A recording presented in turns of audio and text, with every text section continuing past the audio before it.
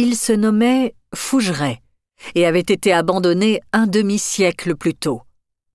Une fois le compromis de vente signé, il a fallu trouver l'argent pour concrétiser notre rêve.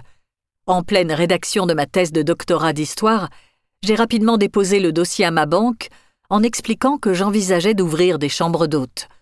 On m'a posé beaucoup de questions auxquelles j'étais incapable de répondre. Comment expliquer à mon banquier que j'avais juste une sorte de certitude métaphysique? Pour être sincère, je n'avais aucun plan de financement et ne savais pas du tout comment je rembourserais les échéances. Je comptais sur ma motivation et sur celle de François. Nous avions tous deux une sorte d'idéal héroïque de sauveteur de ruines. Pour le bas annexe, j'avais déjà bénéficié d'étranges coups de pouce du destin, d'aides inattendues qui se placent sur votre chemin pour que tout fonctionne. Je comptais sur un second miracle. Entre-temps, j'allais régulièrement me promener autour du château. Je n'en finissais pas de me projeter dans les lieux. J'ai décidé d'y retourner avec ma fille Mathilde pour lui présenter notre prochaine aventure. Lorsque nous sommes arrivés dans le parc, j'ai été dérangée par un appel téléphonique important et l'ai laissée seule. Elle a fait plusieurs fois le tour des lieux, tandis que je m'échinais à me justifier auprès des financiers. Quand nous sommes repartis, elle m'a regardée, visiblement déçue. « Franchement, maman, c'est bizarre comme endroit. »« Pourquoi tu dis ça? Tu n'aimes pas? »« Bof, tu vas encore nous embarquer dans un truc pourri. Tu n'en as pas marre ?» Il est vrai que mes frasques architecturales phagocytaient toute la famille.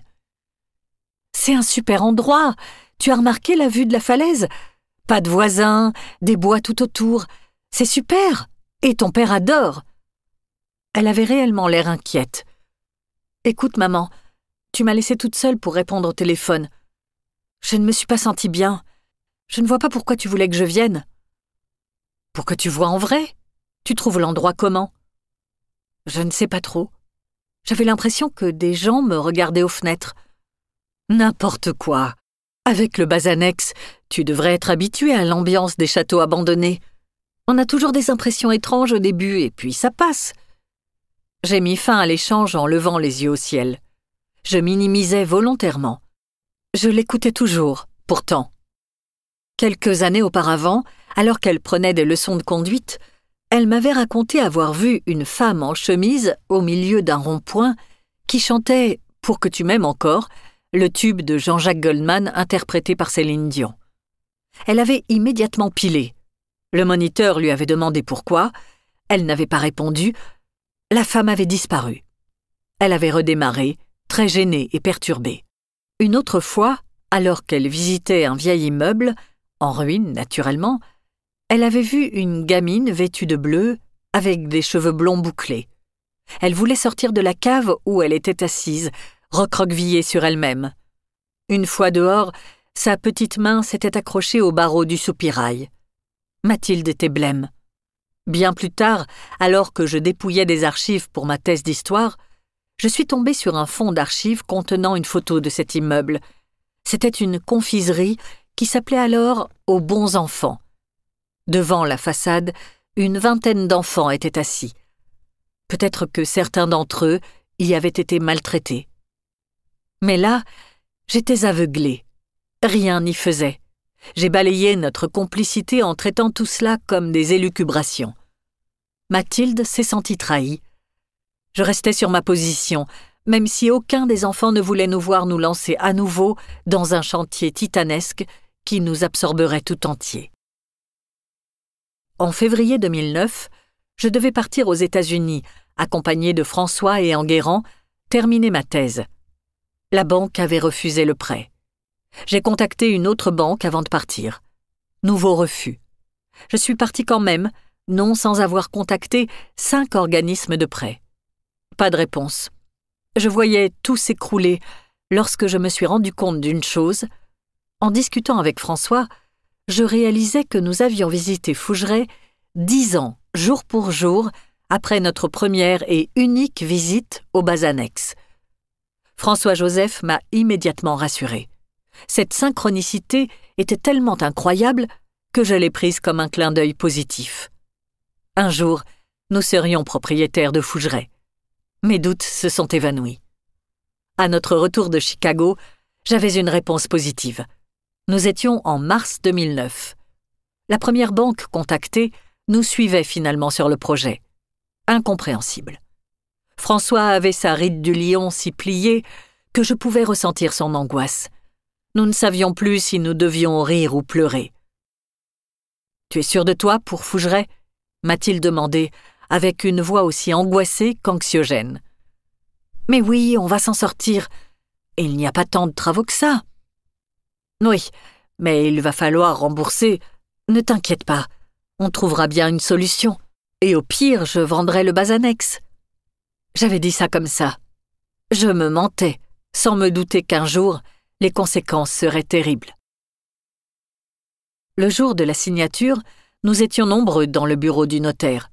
Les 5 enfants co-héritiers, le notaire et nous 2.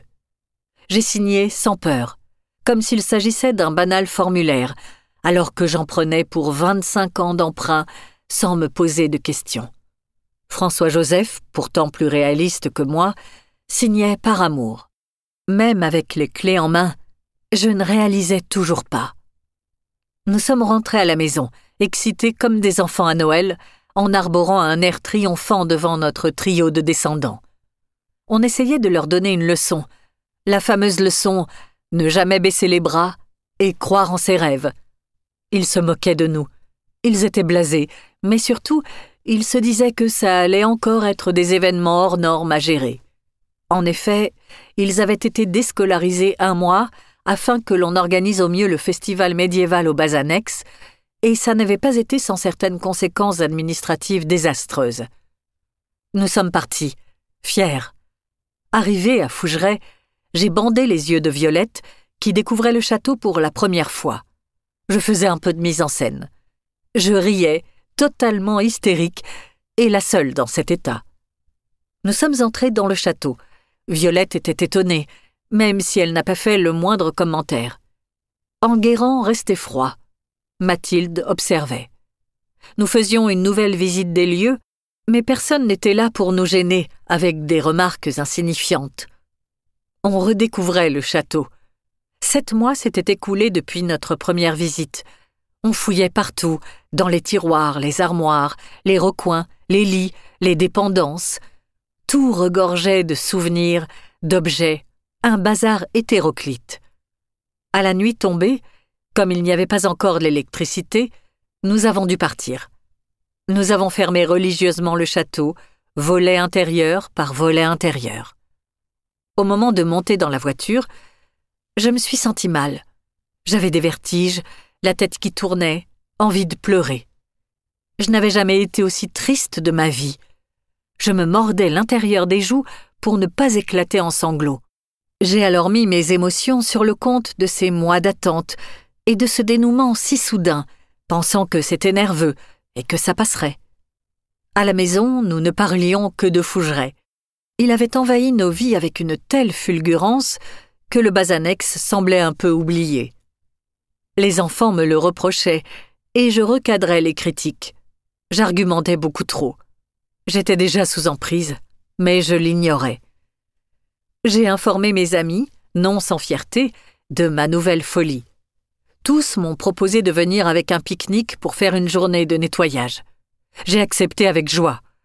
Ma copine Corinne, qui était déjà venue au Basanex, avait amené ses 2 filles en renfort. L'ambiance était joyeuse, nos cris, nos rires et nos déplacements animaient enfin ce désert de pierre. Il faisait grand soleil dehors, les volets ouverts laissaient entrer la lumière dans les pièces. La salle à manger avait la plus grande cheminée. Un bas-relief, avec des sortes de griffons, trônait sur son imposant manteau. Des meubles Henri II, sombres vaisseliers et divers placards piqués par les vers étaient pleins à craquer. Le plancher menaçait de s'effondrer. Je n'avais pas remarqué tous ces détails, mais peu importe. J'ai commencé le ménage par le vaisselier. Je suis allée chercher un sac poubelle et demandé à Bérangère, l'une des filles de Corinne, de le tenir.